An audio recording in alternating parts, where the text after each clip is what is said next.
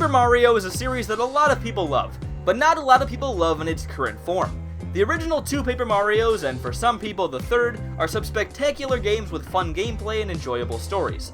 And then somewhere along the line it lost what made it so great, and now it's a series that most people don't enjoy very much. At least not if they played the original games. But if the series was so great before, it has a template for how to get back and do the series the way fans want them to.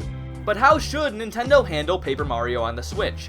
The series should definitely change something up after the poor sales of Color Splash and the reception from fans from the last 2 games, but what should be changed back, what should stay the same, and what should be taken in a completely new direction? How can Paper Mario bring back what the old fans love while still moving forward? Hello all 1,822 of you, I'm Redkwan, and what should Paper Mario Switch be? So firstly, it should come out. Okay, we got that out of the way. Whenever I name a video like this, people comment that, so there you go, I beat you to it. Eat your heart out. But besides that, what should it be? Well, I think a big part of it has to be going back to what made the first 2 games great. And I think that starts with the story. People loved the story in the first few games, with how funny and creative it was and how it used the Mario world in a new way, but I think what's maybe gotten to people even more is the lack of interesting characters. The first couple games had companion characters who each had their own unique backstories and personalities, and I think that's something people think is lacking in the newer games. The story is too much like a typical Mario story, and the characters and events don't feel as unique as the other games in the series. That's not to say they were bad, because I know a lot of people who really did like Color Splash, but the stories, and especially characters, aren't nearly as wacky and creative as early Paper Marios. And there's also the battle system. The battle systems in the original Paper Mario games were very interesting and fun. I don't really like RPGs, at all, but I really thought Paper Mario was a good way to do it. It made everything pretty simple without making it too easy, and it made things RPG-ish while still adding timing bonuses that gave the game more of a unique feel. The newer games in the series have mostly relied on gimmicks for the battle systems. Sticker Star had stickers, Color Splash had paint and cards, and Super Paper Mario was just weird, and not really the same at all. Generally, people like the older games' fighting system a lot better than the newer games. The fighting system in the older games worked better and was just easier and more fun to use. So I think Paper Mario Switch should take back some of the aspects people liked from the older games. Specifically, I think they should bring back some of the more wacky and creative story and character elements, and they should make the battle system closer to what the old games did. And while I know a lot of Paper Mario fans would love the series to go back to the Thousand Year Door style completely, I think that's about where we should cut it off. Yes, the first 2 Paper Mario games were really great, and I do think the next game should take a lot of inspiration from those 2, but I don't think it's really a great idea to go back too far. Part of that is because the new games have done some stuff well, but that's barely any of it because the new games have honestly done very little better than the older games did. The other, and probably more important part, is that it's always good to have something new. The stuff that the new games have improved on mainly seems to be the art style.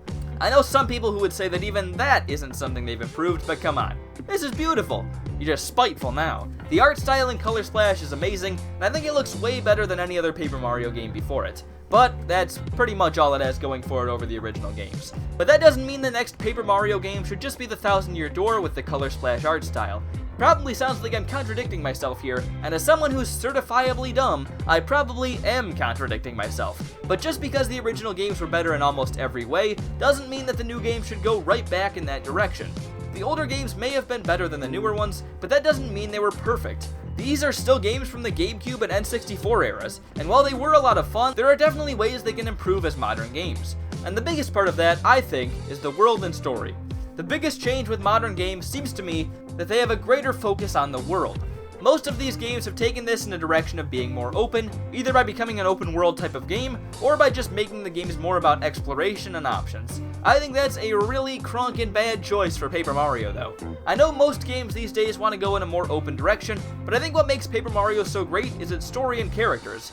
And I think the best way to keep those aspects is to keep the game pretty linear. Where I think the world has a lot of potential is in making the linear path feel more alive. The towns and areas in past Paper Mario games were fun to move through, but there wasn't always a lot going on.